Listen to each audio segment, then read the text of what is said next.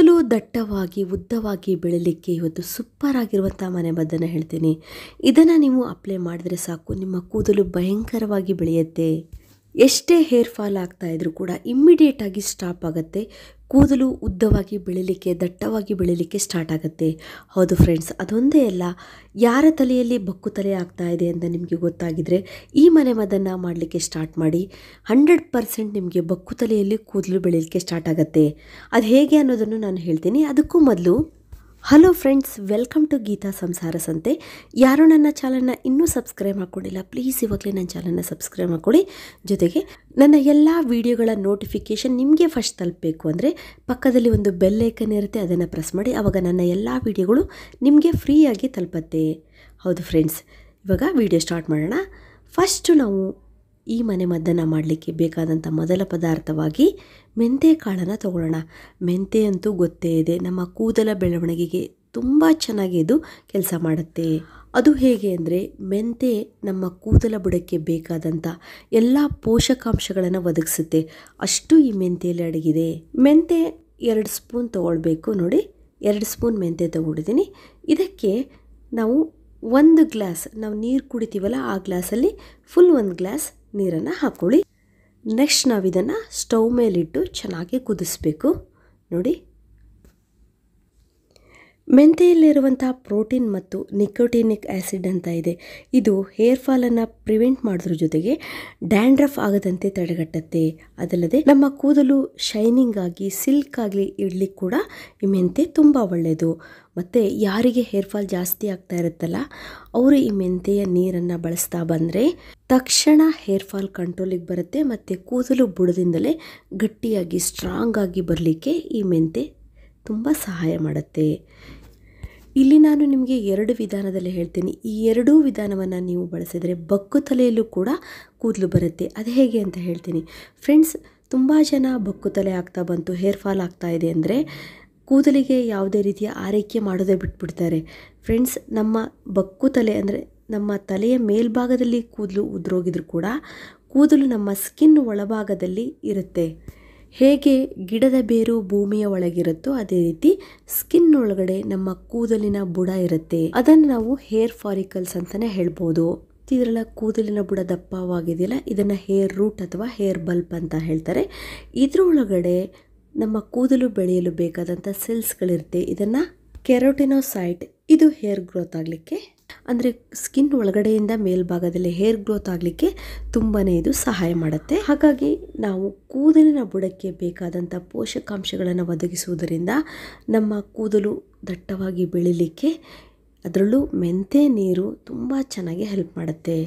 ನಾವು ಅಂದ್ಕೊಳ್ತೀವಿ ನಮ್ಮ ಕೂದಲು ಬಕ್ಕು ತಲೆ ಆಯಿತು, ಫ್ರಂಟಲ್ಲಿ ಆಲ್ರೆಡಿ ಕೂದಲು ಕಡಿಮೆ ಆಗ್ತಾ ಇದೆ ಅಂತ ನಾವು ಹೆದರೋ ಅವಶ್ಯಕತೆ ಇಲ್ಲ. ಅದಕ್ಕೆ ಬೇಕಾದಂಥ ಟ್ರೀಟ್ಮೆಂಟನ್ನು ಮಾಡಿದರೆ, ಅದರಲ್ಲೂ ಜೆಂಟ್ಸಿಗೆ ಬೇಗ ಬಕ್ಕು ತಲೆ ಆಗುತ್ತಲ್ಲ, ಅವರು ಇವತ್ತು ಹೇಳಿದಂಥ ಮನೆಮದ್ದು ಮಾಡೋದ್ರಿಂದ ಆರಾಮಾಗಿ ಮತ್ತೆ ಹೇರನ್ನು ರೀಗ್ರೋತ್ ಮಾಡ್ಕೊಳ್ಬೋದು. ಫ್ರೆಂಡ್ಸ್, ಇವಾಗ ನೀವು ನೋಡ್ತಿದ್ದೀರಲ್ಲ, ನೋಡಿ, 1-2 ನಿಮಿಷ ಚೆನ್ನಾಗಿ ಮೆಂತ್ಯ ನೀರನ್ನು ಕುದಿಸ್ಕೊಳ್ಳಿ. ನೀರಿನ ಬಣ್ಣ ಕೂಡ ಚೇಂಜ್ ಆಗುತ್ತೆ. ನೋಡಿ, ಯೆಲ್ಲೋ ಕಲರ್ ಆಗಿದೆ. ಇವಾಗ ನಾವು ಸ್ಟವನ್ನು ಆಫ್ ಮಾಡಿಬಿಡೋಣ. ಸ್ವಲ್ಪ ಮೆಂತ್ಯ ನೀರು ತಣ್ಣಗಾಗೋಕ್ಕೆ ನಾವು ಬಿಡಬೇಕು. ಇವಾಗ ಒಂದು ಬೌಲಿಗೆ ಇದನ್ನು ಫಿಲ್ಟ್ರ್ ಮಾಡ್ಕೊಳ್ಳೋಣ. ನಾವು ಬರೀ ಈ ಮೆಂತ್ಯ ನೀರನ್ನು ಯೂಸ್ ಮಾಡಿದರೆ ಸಾಕು, ಕೂದಲಿಗೆ ಅಪ್ಲೈ ಮಾಡೋದ್ರಿಂದ ಹೇರ್ ಗ್ರೋತ್ ತುಂಬ ಚೆನ್ನಾಗಾಗುತ್ತೆ. ಇದ್ರ ಜೊತೆಗೆ ತುಂಬ ಜನಕ್ಕೆ ಡ್ಯಾಂಡ್ರಫ್ ಆಗಿರುತ್ತೆ. ಕೆಲವೊಂದು ಕೂದಲಿನ ಬುಡದಲ್ಲಿ ಹಲವಾರು ರೀತಿಯ ಸಮಸ್ಯೆಗಳು ಅಂದರೆ ಇಚ್ಚಿಂಗ್ ಆಗೋದು, ಮತ್ತು ಕೆಲವೊಂದು ತುಂಬ ದಿನಗಳಿಂದ ಡ್ಯಾಂಡ್ರಫ್ ಕಡಿಮೆನೇ ಆಗೋದಿಲ್ಲ, ಇನ್ನೂ ಹಲವಾರು ಕೂದಲಿಗೆ ಸಂಬಂಧಪಟ್ಟ ಸಮಸ್ಯೆಗಳು ಉಂಟಾಗ್ತಿರುತ್ತೆ. ಅಂಥವ್ರು ಏನು ಮಾಡಬೇಕು ಅಂದರೆ, ನೋಡಿ, ಈ ಪಟಿಕ ಅಂತ ಹೇಳಿ, ಇದನ್ನು ಸ್ಫಟಿಕ ಅಂತಲೂ ಕೆಲವರು ಕರೀತಾರೆ, ಆಲಮ್ ಸ್ಟೋನ್ ಅಂತಲೂ ಕರೀತಾರೆ. ಇದು ನಿಮಗೆ ಅಂಗಡಿಲಿ ಸಿಗುತ್ತೆ. ಇದು ಗ್ರೋಸರಿ ಶಾಪಲ್ಲೂ ಸಿಗುತ್ತೆ, ಮತ್ತು ನಿಮಗೆ ಆಯುರ್ವೇದಿಕ್ ಶಾಪು ಮತ್ತು ಮೆಡಿಕಲ್ ಶಾಪಲ್ಲೂ ನಿಮಗೆ ಈ ಪಟಿಕ ಸಿಗುತ್ತೆ. ನೋಡಿ, ಇದನ್ನು ನಾವು ಸ್ವಲ್ಪ ನೋಡಿ 1 ಪೀಸ್ ಆಗೋಷ್ಟು ನಾವು ತೆಗೆದುಕೊಂಡು ಚೆನ್ನಾಗಿ ಇದ್ರ ಪೌಡ್ರ್ ತಯಾರಿ ಮಾಡ್ಕೊಳ್ಬೇಕು. ಇದು ಹೇರ್ ರೂಟ್ ಹೆಲ್ದಿ ಆಗಲಿಕ್ಕೂ ತುಂಬ ಒಳ್ಳೆಯದು, ಮತ್ತು ಹೇರ್ ಗ್ರೋತ್ ಆಗಲಿಕ್ಕೂ ತುಂಬ ಒಳ್ಳೆಯದು. ಹಾಗಾಗಿ ನೋಡಿ, ಇಲ್ಲಿ ನಾನು ಸ್ವಲ್ಪ ಪ್ರಮಾಣದಲ್ಲಿ ಪಟಿಕವನ್ನು ತಗೊಳ್ತಾ ಇದ್ದೀನಿ. ನೋಡಿ, ಇದನ್ನು ನಾವು ಕುಟ್ಟಿ ಪೌಡ್ರು ಥರ ತಯಾರಿ ಮಾಡ್ಕೊಳ್ಬೇಕು. ಆ ಜನ ಕೂದಲು ಬೆಳೀಲಿ ಅಂತೇಳಿ ಬರೀ ಆಯಿಲ್ ಹಾಕಿದರೆ ಕೂದಲು ಬೆಳೆಯೋದಿಲ್ಲ. ಈ ಥರ ನಾವು ಮನೆಮದ್ದು ಮುಖಾಂತರ ಒಂದು ಮೆಡಿಸನ್ನನ್ನು ತಯಾರಿ ಮಾಡಿಕೊಂಡು ನಮ್ಮ ಕೂದಲಿಗೆ ಹಾಕಬೇಕಾಗತ್ತೆ. ಇವಾಗ ಇದನ್ನು ನಾವು ಸ್ವಲ್ಪ ಕುಟ್ಟಣಿ ಮುಖಾಂತರ ಕುಟ್ಟಿ ಪುಡಿ ಮಾಡ್ಕೊಳ್ಳೋಣ. ನಮಗೆ ಎಷ್ಟು ಬೇಕೋ ಅಷ್ಟು ನಾವು ಇಮ್ಮಿಡಿಯೇಟಾಗಿ ಕುಟ್ಟಿ ಪೌಡ್ರ್ ಮಾಡ್ಕೊಳ್ಬೋದು. ಫ್ರೆಂಡ್ಸ್, ನೀವು ನೋಡಿರ್ಬೋದು ಕೆಲವೊಂದು ಸಲ ನಮ್ಮ ತಲೆಯಲ್ಲಿ ಪ್ಯಾಚಸ್ ಆಗಿರುತ್ತೆ, ಅಂದರೆ ಅಲ್ಲಲ್ಲಿ ಕೂದಲು ಕಡಿಮೆ ಆಗ್ತಾ ಇರುತ್ತೆ. ಇಂತಹ ಸಮಸ್ಯೆಯನ್ನು ನಾವು ಪಟಿಕ ಯೂಸ್ ಮಾಡೋದ್ರಿಂದ ಕಡಿಮೆ ಮಾಡ್ಕೊಳ್ಬೋದು.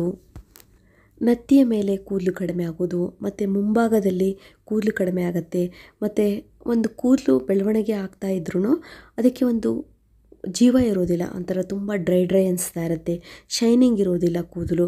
ಅಂತಹ ಎಲ್ಲ ಸಮಸ್ಯೆಗಳು ಇವತ್ತಿನ ಮನೆಮದ್ದು ಮಾಡೋದ್ರಿಂದ ಕಡಿಮೆ ಆಗುತ್ತೆ. ಇವಾಗ ನೀವು ನೋಡ್ತಿದ್ರಲ್ಲ, ನೈಸಾಗಿ ಪೌಡ್ರ್ ಆಗಿದೆ. ಇಲ್ಲಿ ನಾವು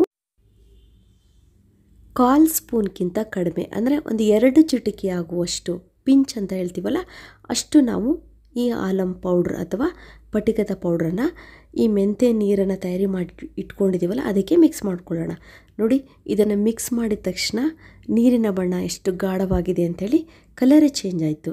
ಇಲ್ಲಿ ಒಂದು ಒಳ್ಳೆ ಮೆಡಿಸಿನ್ ಆಗಿ ಇದು ತಯಾರಾಗುತ್ತೆ. ಈ ನೀರನ್ನು ನಾವು ಹಾಗೆ ನಮ್ಮ ಕೂದಲಿಗೆ ಅಪ್ಲೈ ಮಾಡಿಕೊಂಡು ಆಮೇಲೆ ಹೇರ್ ವಾಶ್ ಮಾಡ್ಕೊಳ್ಬೋದು. ಆದರೆ ಈ ಮಳೆಗಾಲದಲ್ಲಿ ತುಂಬ ಹೊತ್ತು ನಾವು ತಲೆಗೆ ಅಪ್ಲೈ ಮಾಡೋದ್ರಿಂದ ಥಂಡಿ ಶೀತ ಆಗುವಂಥ ಸಾಧ್ಯತೆ ಇರುತ್ತೆ. ಹಾಗಾಗಿ ಇದಕ್ಕೆ ನಾವು ಸ್ವಲ್ಪ ಶಾಂಪೂವನ್ನು ಬಳಸೋದ್ರಿಂದ, ಅಂದರೆ ಡೈಲಿ ನಾವು ಯಾವ ಶಾಂಪೂನ ಯೂಸ್ ಮಾಡ್ತೀವೋ ಆ ಶಾಂಪೂನ ಸ್ವಲ್ಪ ಪ್ರಮಾಣದಲ್ಲಿ ಇದಕ್ಕೆ ಮಿಕ್ಸ್ ಮಾಡಿಕೊಂಡು ಇದನ್ನು ನಮ್ಮ ತಲೆಗೆ ಹಾಕ್ಕೊಂಡು ನಾವು ಹೇರ್ ವಾಶ್ ಮಾಡ್ಕೊಳ್ಬೇಕು. ತುಂಬ ನೀಟಾಗಿ ಹೇರ್ ವಾಶ್ ಆಗುತ್ತೆ ಮತ್ತು ಕೂದಲು ಅಷ್ಟೇ ಸಾಫ್ಟ್ ಆಗುತ್ತೆ, ಸಿಲ್ಕಿ ಆಗುತ್ತೆ ಮತ್ತು ಡ್ಯಾಂಡ್ರಫ್ ಕೂಡ ಕಡಿಮೆ ಆಗುತ್ತೆ. ಯಾವುದೇ ರೀತಿ ಇಚ್ಚಿಂಗ್ ಆಗ್ತಾ ಇದ್ದರೆ ಕೂದಲು, ಕೆಲವರಿಗೆ ಕೂದಲ ಬುಡದಲ್ಲಿ ಒಂಥರ ಸ್ಮೆಲ್ ಬರ್ತಾ ಇರುತ್ತೆ, ಅದೆಲ್ಲ ಕಡಿಮೆ ಆಗುತ್ತೆ. ಆಯಿಲ್ ತಲೆಯಲ್ಲಿದ್ದರೂ ಕೂಡ ಅದೆಲ್ಲ ತುಂಬ ಚೆನ್ನಾಗಿ ಕ್ಲೀನ್ ಆಗುತ್ತೆ. ಈ ಮನೆಮದ್ದನ್ನು ನೀವು ಕೂದಲಿಗೆ ಅಪ್ಲೈ ಮಾಡಿಕೊಂಡು ಹೇರ್ ವಾಶ್ ಮಾಡ್ಕೋಬೇಕು. ಹೇರ್ ವಾಶ್ ಆಗಿ ಮಾರನೇ ದಿವಸ ಒಂದು ಆಯಿಲನ್ನು ಹೇಳ್ತೀನಿ ನೋಡಿ, ಇದನ್ನು ನೀವು ಕೂದಲಿಗೆ ಅಪ್ಲೈ ಮಾಡಬೇಕು.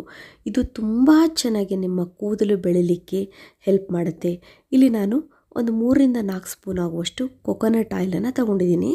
ನೋಡಿ, ಇದಕ್ಕೆ ಮತ್ತೆ ನಾವು ಒಂದು 2 ಪಿಂಚ್ ಆಗುವಷ್ಟು ಆಲಂ ಅಥವಾ ಪಟಿಕದ ಪೌಡ್ರನ್ನು ಮಿಕ್ಸ್ ಮಾಡ್ಕೊಳ್ಬೇಕು. ನೋಡಿ, ಇಲ್ಲಿ ನಾನು 2 ಬಾರಿ ಪಟಿಕದ ಪೌಡ್ರನ್ನು ಮಿಕ್ಸ್ ಮಾಡಲಿಕ್ಕೆ ಹೇಳ್ತಾ ಇದ್ದೀನಿ. 2 ಬಾರಿ ಕೂಡ ನಿಮ್ಮ ಕೂದಲ ಬೆಳವಣಿಗೆಗೆ ತುಂಬಾ ಇದು ಸಹಕಾರಿಯಾಗತ್ತೆ. ಸ್ವಲ್ಪ ನಾವು ಚೆನ್ನಾಗಿ ಮಿಕ್ಸ್ ಮಾಡ್ಕೊಳ್ಬೇಕು, ಯಾಕಂದರೆ ಇದು ಆಯಿಲ್ ಅಲ್ವಾ, ಅಷ್ಟು ಚೆನ್ನಾಗಿ ಮಿಕ್ಸಪ್ ಆಗಲ್ಲ. ನೋಡಿ, ಒಂದು ನಿಮಿಷ ಚೆನ್ನಾಗಿ ನೀವು ನೀಟಾಗಿ ಮಿಕ್ಸ್ ಮಾಡ್ಕೊಳ್ಳಿ. ಪಟಿಕ ಚೆನ್ನಾಗಿ ಅದರಲ್ಲಿ ಕರಗಿದೆ ಅಂದಾಗ ಒಂದು ಒಳ್ಳೆ ಆಯಿಲ್ ತಯಾರಾಗುತ್ತೆ. ಇದನ್ನು ನಿಮ್ಮ ಕೂದಲಿನ ಬುಡಕ್ಕೆ ಚೆನ್ನಾಗಿ ಅಪ್ಲೈ ಮಾಡ್ಕೊಳ್ಳಿ. ನೋಡಿ, ಇದನ್ನು ನೀವು ವಾರಕ್ಕೆ 2 ಸಲ ನೀಟಾಗಿ ಆಯಿಲ್ ಮಾಡಬೇಕು. ಫಸ್ಟ್ ನೀವು ಹೇರ್ ವಾಶ್ ಮಾಡ್ಕೊಳ್ಳಲಿಕ್ಕೆ ಮೆಂತ್ಯ ನೀರು ಯಾವ ರೀತಿ ತಯಾರಿ ಮಾಡ್ಕೊಳ್ಬೇಕು ಅನ್ನೋದನ್ನು ಹೇಳಿದ್ದೀನಿ. ಅದನ್ನು ಅಪ್ಲೈ ಮಾಡಿಕೊಂಡು ಹೇರ್ ವಾಶ್ ಮಾಡ್ಕೊಂಡು ನಂತರ ಈ ಆಯಿಲನ್ನು ನೀವು ತಲೆಗೆ ಅಪ್ಲೈ ಮಾಡ್ಕೊಳ್ಳಿ. ತುಂಬ ಒಳ್ಳೆ ರಿಸಲ್ಟ್ ನಿಮಗೆ ಸಿಗುತ್ತೆ ಫ್ರೆಂಡ್ಸ್. ಬರೀ ವಾರದಲ್ಲಿ 2 ಸಲ 2 ವಾರ ನೀವು ಈ ಮನೆಮದ್ದನ್ನು ಮಾಡಿದ್ರೆ ನಿಮಗೆ ಗೊತ್ತಾಗುತ್ತೆ ನಿಮ್ಮ ಕೂದಲಿನ ಬೆಳವಣಿಗೆಯಲ್ಲಿ ಎಷ್ಟು ವ್ಯತ್ಯಾಸ ಆಗಿದೆ, ಎಷ್ಟು ಚೆನ್ನಾಗಿ ಕೂದಲು ಬೆಳೀತಾ ಇದೆ, ಹೇರ್ ಫಾಲ್ ಹೇಗೆ ಕಂಟ್ರೋಲ್ ಆಗಿದೆ ಅಂತೇಳಿ ನೀವು ಕಮೆಂಟ್ಸಲ್ಲಿ ನನಗೆ ತಿಳಿಸಲೇಬೇಕು. ಅಷ್ಟು ಚೆನ್ನಾಗಿ, ಅದರಲ್ಲೂ ಈ ಮಳೆಗಾಲದಲ್ಲಿ ಇದು ಹೇಳಿ ಮಾಡಿಸಿದಂಥ ಮನೆಮದ್ದಾಗಿದೆ. ಇದುವರೆಗೂ ನನ್ನ ವಿಡಿಯೋ ನೋಡೋದಕ್ಕೆ ನಿಮಗೆಲ್ಲರಿಗೂ ಧನ್ಯವಾದಗಳು. ಇದೇ ರೀತಿಯ ಉತ್ತಮ ಮಾಹಿತಿಯುಳ್ಳ ವಿಡಿಯೋಗಳಿಗಾಗಿ ನನ್ನ ಚಾನಲ್ನ ಸಬ್ಸ್ಕ್ರೈಬ್ ಮಾಡ್ಕೊಳ್ಳಿ. ಮತ್ತೆ ಭೇಟಿಯಾಗೋಣ ಹೊಸದೊಂದು ವಿಡಿಯೋದೊಂದಿಗೆ. Till then be happy, take care, bye.